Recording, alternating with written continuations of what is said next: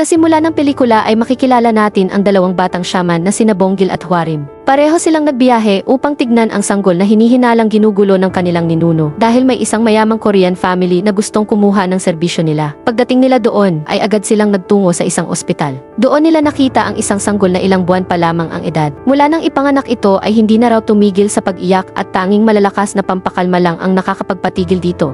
Pumito si Hwarim habang nakatingin sa sanggol, may sinusubukan siyang marinig. Pero malabo ang dating ng mga tunog kaya pinapalabas niya muna ang lahat sa kwarto para maisagawa ang ritual. Bilang mga shaman ng Gen, ang kanilang paraan ng ritual ay mas natural at kaswal lamang. Pagkatapos ng ritual ay sinabi ni Hwarim na imposibleng ang batang ito lang ang nakakaranas ng ganitong bagay. Noong una ay nagduda pa ang pamilya kina Hwarim at Bonggil. Pero nang mabanggit ni Hwarim na maging ang ama at lolo ng sanggol ay dumaan din sa parehong sitwasyon ay agad silang naniwala. Pagkatapos noon ay nagtungo sila sa tahanan ng pamilya ng bata. Dahil napakayaman ng pamilya ay napakalawak at marangya ng kanilang bahay. Doon nila nakilala si Park Ji-young na siyang ama ng sanggol. Hindi lahat ng miyembro ng pamilya ay sang-ayon sa pagdating ni Hwarim. Ikinuwento ni Ji-young na ang kanyang kuya ay nagpakamatay habang nasa mental hospital at ngayon siya naman pati ang kanyang anak ang tila sinusundan ng sumpa. Ayon kay Ji-young, tuwing ipipikit niya ang kanyang mga mata ay may naririnig siyang mga sigaw habang pakiramdam niya ay sinasakal siya. At naniniwala siyang pati ang kanyang anak ay nakakaramdam ng parehong bagay kaya hindi ito mapakali. Ipinaliwanag ni Hwarim na pagdating pa lang niya sa lugar ay may nakita na siyang anino. Kadalasan daw iniisip ng mga tao na ang bahay ang may multo kaya lumilipat sila. Pero sa pagkakataong ito ang mismong pamilya ni Ji-young ang sinusundan ng aninong iyon. Naniniwala si Hwarim na maaaring ang espiritu iyon ng yumao nilang lolo. Sa mundo ng shamanismo ang tawag dito ay grave calling. Ibig sabihin may isa sa kanilang mga ninuno na hindi mapakali at patuloy na nanggugulo. Para mapigilan ito kailangan nilang suriin ang puntod ng lolo ni Ji-young. Samantala sa puntod, kilala natin si Sang-duk, isang matandang eksperto sa feng shui. Kasalukuyan siyang kasama ng kanyang mga tauhan habang naghuhukay ng isang libingan. Bilang bihasang feng shui master ay tinitman pa niya ang lupa upang malaman kung maganda ba ang lokasyon ng puntod. At ayon sa kanya ay maayos ang lugar dahil tama ang pagkakapili rito. Ang puntod na kanilang hinuhukay ay ilang taon nang nakalibing. Kasama ni Sang-duk ang batang feng shui expert na si Yonggun. Ang dahilan ng paghukay ay katulad din ng kaso ni Ji-young. Dahil ang yumao raw ay patuloy na sumisigaw at ginugulo ang kanyang angkan. Inagmamalaki ni Sang-duk na sa loob ng 40 taon niyang karera ay isa ito sa pinakamagandang lugar para gawing libingan. Nagtanong ang kliyente kung bakit ginugulo pa rin sila ng kanyang ina. Sa halip na sumagot agad ay tinanong ni Sang-duk kung sino ang kumuha sa pustiso ng matanda. Nagulat ang lahat sa tanong na iyon hanggang sa umamin ang isa sa mga apo na itinago niya ang pustiso bilang alaala sa kanyang lola. Sinabi ni Sang-duk na dapat itong ibalik upang tuluyan ng matahimik ang yumao. Kinagabihan ay magkasamang kumakain sina Sang-duk at Yonggun. Tinanong ni Yonggun kung naniniwala ba talaga si Sang-duk na dalisay ang puntod na nahanap nila dahil kakaiba raw ang pakiramdam niya sa lugar na pinanggalingan nila. Taon-taon ay mahigit 250,000 tao ang namamatay at 30% rito ang gustong ilibing kaya napakalaki ng pangangailangan sa mga feng shui expert na naghahanap ng magandang libingan. Pero habang dumarami ang namamatay ay lalo namang naubos ang lupang maaaring paglibingan, kaya duda si Yonggun na mayroon pang tunay na malinis na lugar. Inamin ni Sang-duk na ang naunang puntod ay nasa 65 lamang ang kalidad mula sa 100 puntos. Nagsinungaling lang siya dahil matagal na nilang kliyente ang pamilya. Hindi nagtagal ay dumating sina Hwarim at Bonggil dahil magkakilala sila. Agad na amoy ni Sang-duk ang malaking perang dala ng bagong trabaho. Ipinaliwanag ni Hwarim na kailangan ng grave calling ang pamilya ni Ji-young. Lahat ng panganay sa kanilang angkan ay hinahabol ng kakaibang sumpa, pati ang bagong silang nasanggol ay apektado. Hindi pa naman sila tuluyang sinasaniban pero sigurado si Hwarim na konektado ito sa puntod ng kanilang ninuno, kaya kailangan nila ang tulong ng isang feng shui expert tulad ni Sang-duk. Sa Amerika naman ay kinakausap ng ina ni Ji-young ang kanyang anak kung sigurado ba itong hukayin nila ang puntod ng kanyang lolo, buhay pa naman. Ang ama ni Ji-young pero bilang bagong pinuno ng pamilya ay hindi na niya kailangan ng pahintulot. Hindi naniniwala ang kanyang ina kina Hwarim at mas gusto nitong dumaan sa modernong gamutan. Pero hindi nito naiintindihan ang takot na nararamdaman ni Ji-young at ng kanyang anak. Makalipas ang ilang araw ay dumating si Ji-young sa Korea at nakipagkita kay Sang-duk. Bago raw nila simulan ang trabaho ay kailangan munang alamin ang pagkatao at reputasyon ng yumao. Pero wala nang pakialam si Ji-young. Dalawang bagay lang ang gusto niya. Una ay manatiling sikreto ang paglilipat ng puntod.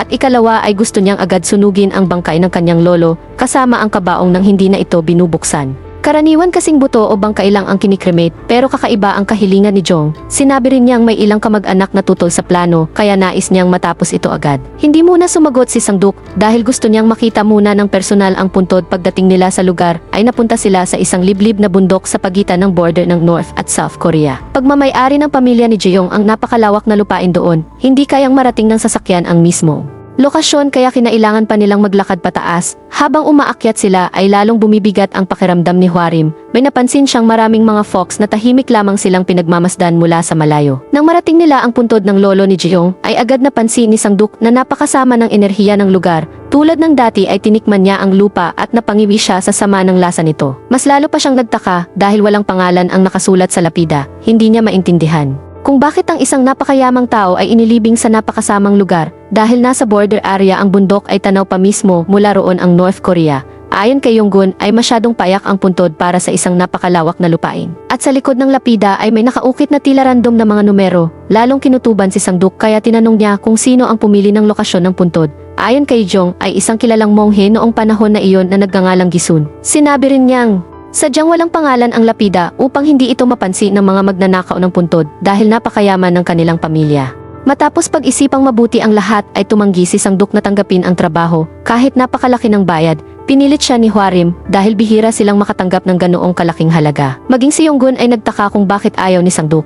Ipinaliwanag ni Sang-duk na napakadelikado ng sumpang nakakabit sa puntod na iyon. Sa 40 taon niyang karanasan ay ngayon lang siya nakakita ng ganitong kasama at kabigat na enerhiya. Para sa kanya ay walang tao dapat na ilibing sa lugar na iyon. Alam din niyang nakita ni Hwarim ang mga fox dahil isa itong napakasamang palatandaan. Lumipas ang oras at nagpahinga sila sa isang hotel. Ipinakita ni Jeong ang litrato ng kanyang anak at sinabi niyang iyon na ang huling beses na nakita niyang.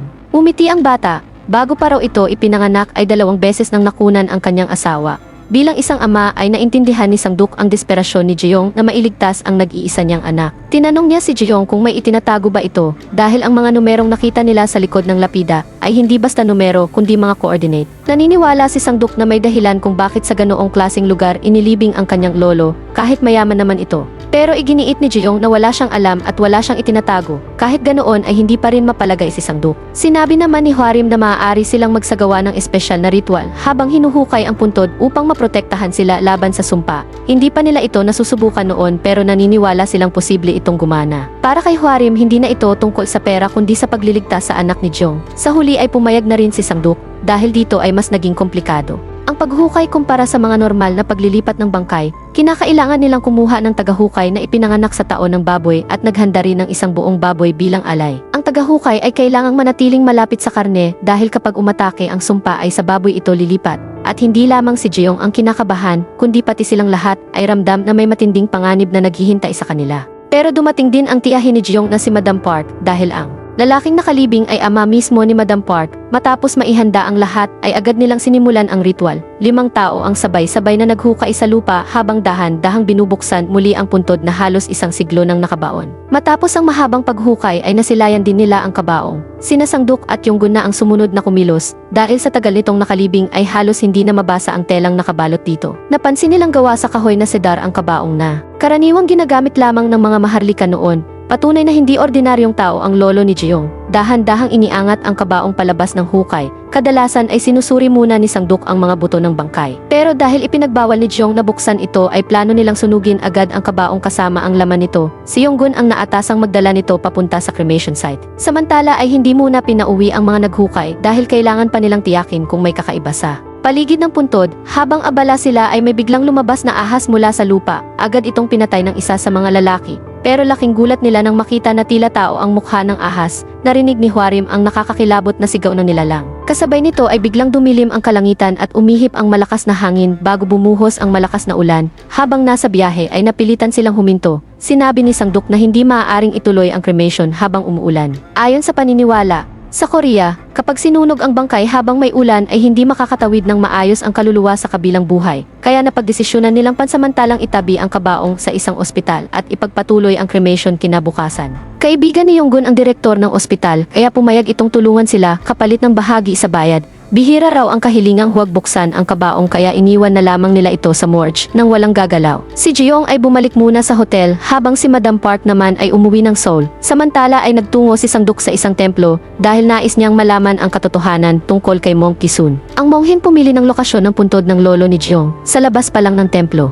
Ay muli niyang nakita ang kahoy na inukit na parang anyong fox. Mas lalo siyang kinutuban nang mapansin din niya ang simbolo ng feng shui sa labas ng templo. Tahimik ang lugar dahil nasa maliit lamang itong bayan. Doon ay nakilala niya ang isang monghe. Sinabi ni Sang-duk na isa siyang feng shui expert at napadaan lang siya dahil nakita niya ang simbolo. Ipinaliwanag ng monghe na ang templo raw ay itinayo mahigit 100 taon na ang nakalipas ng isang feng shui master. Agad dinanong ni Sang-duk kung si Gisun ba iyon, pero itinanggi ng monghe. Saka naman niya tinanong kung may alam ito tungkol sa puntod na walang pangalan sa bundok. Sinabi ng monghe na may narinig siyang alamat tungkol doon, sinasabing may nakatagong kayamanan sa ilalim kaya maraming grave robber ang nagtangkang hukayin ito noon. May ilan daw na nahuli at ang kanilang mga kagamitan ay nakaimbak pa rin sa templo hanggang ngayon. Nagtaka ang monghe kung bakit interesado si Sang-duk sa lugar na iyon, kaya inamin ni Sang-duk na sila mismo ang kasalukuyang naglilipat ng puntod. Samantala sa ospital ay nagpakita ng kasakiman ang direktor. Dahil narinig din niya ang balitang may kayamanan sa loob ng kabaong ay sinubukan niya itong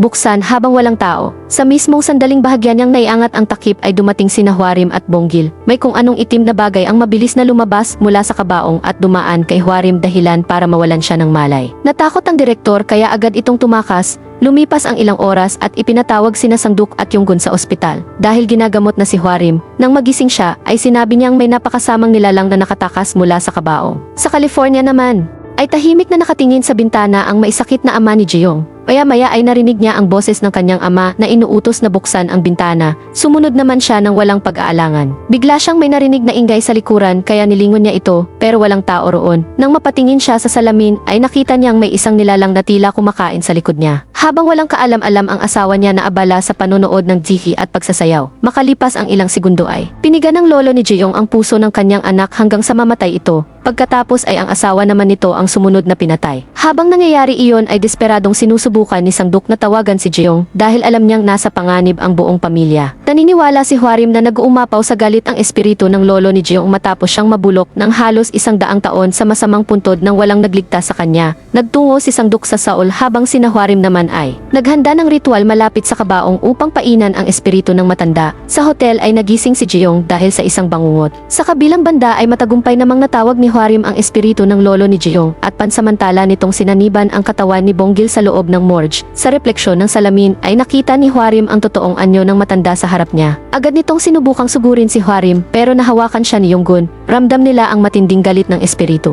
Dahil sa halos isang siglong pagkakakulong sa masamang libingan, galit na sinabi ng matanda na isasama niya ang lahat ng kanyang anak. Maya-maya ay nagsuka si Bonggil at tuluyang lumabas ang espiritu mula sa kanyang katawan. Pagbalik kay Jeong ay nakatanggap siya ng tawag mula kay Sang-duk. Sinabi nitong papunta siya sa hotel, may mahalagang pag-usapan sila, pero kasabay noon ay may kumatok sa pinto. Nagpakilala ang tao sa labas bilang si Sang-duk kahit kausap pa mismo ni Jeong sa telepono ang totoong Sang-duk. Agad siyang nalito. Mabilis na sinabi ni Sang-duk sa telepono na huwag niyang bubuksan ang pinto at sa halip ay lumapit siya sa bintana. Mas lalo pang naguluhan si Jeong nang sabihin ng kausap na buksan ang bintana. Nag-alinlangan siya pero dahil sumisigaw si Sang-duk ay sumunod siya. Hindi niya alam na malaking pagkakamali iyon. Peke pala ang Sang-duk na nasa telepono mula sa salamin sa taas ay nakita ni Jeong na kasama niya sa kwarto ang kanyang lolo. Sa sobrang takot ay halos mawalan siya ng ulirat. Dahil sa pag-aalala ay pinabuksan ng totoong Sang-duk ang silid ni Jeong gamit ang tulong ng hotel staff. Pagpasok nila ay nakita nila si Jeong na nakatayo sa ibabaw ng mesa. Biglang yumuko si Jeong bilang paggalang. Doon niya napagtanto na ang lolo ni Jeong ay dating kakampi ng mga mananakop na Hapones kahit isa siyang Korean. Isa pala itong traidor ng sariling bayan. Maya-maya ay nagsuka ng dugo si Jeong at lalong nabahala si Sang-duk. Habang iyon ay nangyayari ay naghahanda si Hwarim upang agad sunugin ang kabaong ng lolo ni Jeong para matapos na ang bangungot. Pero nanatiling sinasaniban si Jeong habang sinasabi ng matanda na sinugatan na raw ng fox ang baywang ng tigre. Hindi maintindihan ni Sang-duk ang ibig sabihin nito. Hanggang sa biglang umikot ng pabaliktad ang ulo ni Jeong bago ito tuluyang namatay. Mula sa salamin ay malinaw na nakita ni Sang-duk na mismong lolo ni Jeong ang pumatay sa kanya at ngayon ang susunod na target nito ay ang anak ni Jeong. Agad inutusan ni Sang-duk ang driver ni Jeong na tawagan ang pamilya sa Amerika dahil hindi nila maaaring basta kremahin ang bangkay ng walang pahintulot ng pamilya. Tinawagan nila si Madam Park upang humingi ng permiso dahil kapag hindi agad sinunog ang labi ay tiyak na papatayin din ng espiritu ang anak ni Jeong. Gaya ng inaasahan ay nasa tabi na ng bata ang espiritu ng matanda. Mabuti na lang at pumayag agad si Madam Park kaya naisagawa nila ang cremation sa tamang oras. Naramdaman iyon ng espiritu kaya hindi nito natuloy ang pagpatay sa bata. Pero dahil umuulan pa rin ay hindi mapapanatag ang kanyang kaluluwa sa kabilang buhay. Gayunpaman iyon na ang pinakamabuting nangyari dahil nakapatay na ito ng 3 miyembro ng sarili niyang pamilya. Kinabukasan ay pinuntahan ni Sangduk ang lalaking nakapatay sa kakaibang ahas sa libingan. Mula raw nang mangyari iyon ay palagi na itong nagkakasakit at binabangungot gabi-gabi. Naniniwala ang lalaki na isinumpa siya matapos niyang patayin ang nilalang, kaya bumalik si Sangduk sa puntod ng lolo ni Jeong upang hanapin ang bangkay ng ahas at ipagdasal ito. Mas malalim siyang naghukay hanggang sa matagpuan niya ang nilalang. Nang makita niya ang ulo nito ay agad siyang kinilabutan pero kasabay. Noon ay napansin niya ang may iba pang bagay sa ilalim ng lupa. Kaya lalo pa siyang naghukay hanggang sa tumambad ang isa pang kabaong. Doon niya napagtanto na hindi pala iisang puntod ang nasa ilalim ng bundok kundi isang dobleng libingan. Agad niyang ibinalita kay Yonggun ang nakakatakot niyang natuklasan. Pero may isang bagay na agad nilang napansin. Kakaiba ang pangalawang kabaong dahil nakabaon ito ng patayo sa ilalim ng lupa. Dumating sina Yonggun, Hwarim at Bonggil upang tumulong sa paghukay. Habang lumalalim ang hukay ay lalo silang nababahala dahil bukod sa sobrang laki ng kabaong ay nakapulupot pa rito ang makapal na alambre na may matutulis na tinik. Iminungkahi ni Yonggun na dapat nila itong ipaalam agad sa pamilya ni Jeong. Pero pakiramdam ni Hwarim ay mas mabuting huwag na nilang galawin ang kabaong. Para kay Sangduk ay hindi nila maaaring basta iwan iyon kaya kailangan pa rin nilang sabihin kay Madam Park ang kanilang natuklasan. Sa huli ay napagdesisyonan nilang iahon ang kabaong palabas ng lupa. Kasabay noon ay mabilis na nagtakbuhan ang mga fox na matagal nang nakamasid sa paligid. Habang papadilim na ang paligid ay ibinaba nila ang kabaong mula sa bundok upang maitago muna sa ligtas na lugar. Dahil gabi na ay nagpasya si Sangduk na magpalipas muna sila ng gabi sa templong malapit sa bundok. Maayos naman silang tinanggap ng monghe at inilagay nila ang kabaong sa isang lumang bodega. Bilang pag-iingat ay nagkalat si Hwarim ng malagkit na bigas sa paligid ng kabaong at binuhusan pa ito ng dugo ng kabayo para hindi makatakas ang anumang nakakulong sa loob. Makalipas ang ilang sandali ay dumating si Madam Park. Pero iginiit niyang wala siyang alam tungkol sa ikalawang kabaong sa ibabaw. Nito ay may nakaukit na titulo na nangangahulugang dating mataas na opisyal ng Advisory Committee. Doon napaisip si Sangduk na maaaring traidor sa Korea ang ama ni Madam Park, kaya siya pinarusahan at inilibing sa pinakamasamang lugar. Alam iyon ni Madam Park, kaya hindi niya maintindihan kung bakit ganoon ang nangyari. Lalong nagulat si Madam Park nang malaman niyang ang mongheng si Gisun ay isa palang Hapones na ang tunay na pangalan ay Murayama Junji. Hindi niya matanggap na kayang pagtaksilan ng kanyang ama ang sariling bansa. Pero mas lalo siyang nalito kung bakit binigyan pa rin ito ng napakasamang libingan. Dahil wala siyang alam sa pangalawang kabaong ay pinayagan niya si Sangduk na gawin kung anuman ang dapat gawin dito. Samantala ay sinunog nila ang bangkay ng ahas na may mukha ng tao upang matahimik na ito. Iminungkahi rin ni Hwarim na ilibing o sunugin agad ang patayong kabaong at pumayag naman si Sangduk na gawin iyon kinabukasan. Lumipas ang gabi at natulog ang lahat sa loob ng templo. Pero hindi makatulog si Hwarim dahil parang pamilyar sa kanya ang pangalang Murayama Junji kaya tinawagan niya ang isang kakilala. Doon niya nalaman na si Murayama ay kilalang Japanese folk shaman noong unang panahon at minsan na raw itong nakaharap ng kanyang guro. Ayon sa kwento ay napakalakas nitong tao na parang hindi ordinaryong nilalang. Dahil nag-iisang babae si Hwarim ay sa loob siya ng sasakyan na tulog. Samantala ang monghe ng templo ay naghahanda na rin sanang matulog nang makarinig ito ng malakas na ingay. Sa loob naman ng templo ay hindi mapakali si Yonggun habang natutulog. Kasunod nito ay si Bonggil naman ang nakaramdam ng hirap sa paghinga. Pagdilat niya ay nakita niyang may dugo ang multo ng monghe na nakatapak sa kanyang tiyan habang paulit-ulit na sinasabi na may kumuha ng kanyang puso. Punong-puno ng sugat at dugo ang katawan ng multo. Agad gumawa ng paraan si Bonggil kaya nawala rin ito. Hindi na niya ginising sina Sangduk at Yonggun at mag-isa niyang hinanap ang monghe pero wala na ito. Bakas, pagkatapos ay nagtungo siya sa bodega kung saan nakatago ang kabaong. Nakita niyang nakakandado pa rin ang pinto pero maya-maya ay may narinig siyang malakas na kalabog mula sa kulungan ng baboy. Dahil sa kuryosidad ay sinilip niya. Maduwal siya sa tinding baho. Nakita niya ang isang napakalaking nilalang na tila nilalapa ang isang tao. Mabilis siyang umatras at doon niya nakita ang patay na monghe malapit sa kulungan ng baboy. Agad niyang pinuntahan si Hwarim at sabay nilang sinuri ang bodega.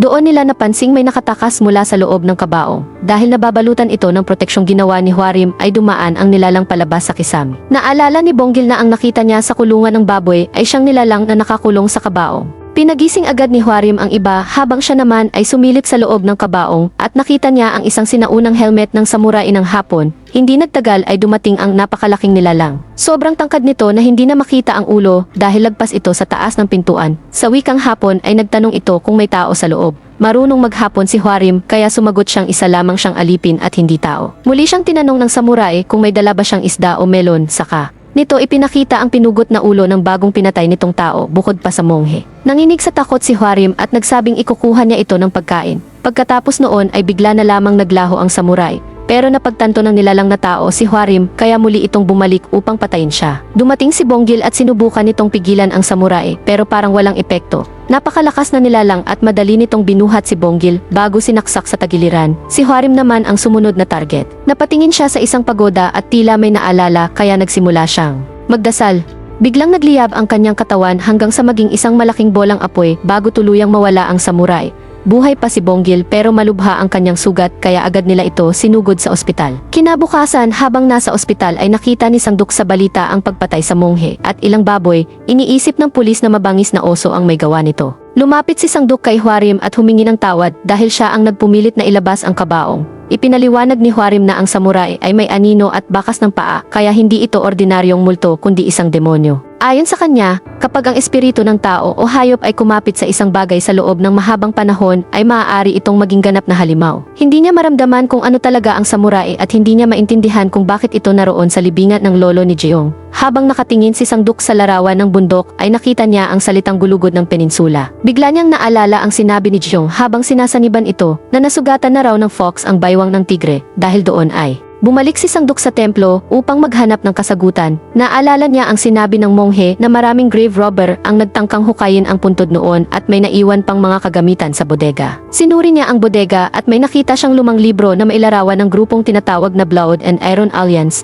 Ayon sa monghe, ay pag-aari ng mga taong nasa larawan ang mga gamit na iyon dahil nakaukit pa ang kanilang mga pangalan. Napagtanto ni Sangduk na hindi talaga grave robbers ang mga iyon dahil imposibleng itago ng templo ang larawan nila kung ordinaryong magnanakaw lang sila. Kinabukasan ay nailipat si Bonggil sa mas maayos na ospital sa lungsod at wala na ito sa panganib kahit hindi pa rin nagigising. Samantala ay tinawag ni Hwarim ang dalawa pa niyang kasamahan na kapwa rin shaman dahil pakiramdam niya ay hindi pa nagigising si Bonggil dahil kontrolado pa rin ng samurai spirit ang kanyang katawan. Nagsagawa sila ng ritual upang palabasin ang espiritu. Kinausap nila ito at inakit gamit ang masasarap na pagkain hanggang sa sumagot ang samurai. Tinanong ni Hwarim kung sino ba talaga ito at sinabi ng samurai na nakapatay raw ito ng 10,000 kalaban sa digmaan. Habang nangyayari iyon ay bumalik naman si Sangduk sa bundok dahil sigurado siyang may iba pang nakatago roon. Matagal siyang naghukay pero walang makita hanggang sa maalala niya ang coordinates na nakaukit sa lapida. Nang hukayin niya ang eksaktong lugar ay natagpuan niya ang katawan ng samurai. Doon niya naisip na ang apoy na anyo nito ay bumalik lang sa tunay nitong katawan. Agad niyang pinuntahan si Yonggun upang ipaliwanag ang kanyang nadiskubre. Naniniwala si Sangduk na ang samurai ay nakatalaga upang bantayan ang isang bagay sa mismong coordinates na iyon. Naalala niya muli ang sinabi ni Jeong na nasugatan na ng fox ang baywang ng tigre. Sa Feng Shui kasi ay inihahambing ang mapa ng Korea sa hugis ng isang tigre at eksaktong nasa baywang ng tigre nakapwesto ang puntod ng lolo ni Jeong. Samantala si Gisun o Murayama Junji ay kilala bilang fox shaman ng Japan. Kaya ang ibig sabihin pala ng sinabi ni Jeong ay inatake ng Japan ang Korea. Ginawa nila iyon gamit ang isang bakal na tulos na nakabaon sa lupa. At ang samurai spirit ang inatasang bantayan ito. Tinawag ni Sangduk si Hwarim upang sabihin ang kanyang teorya.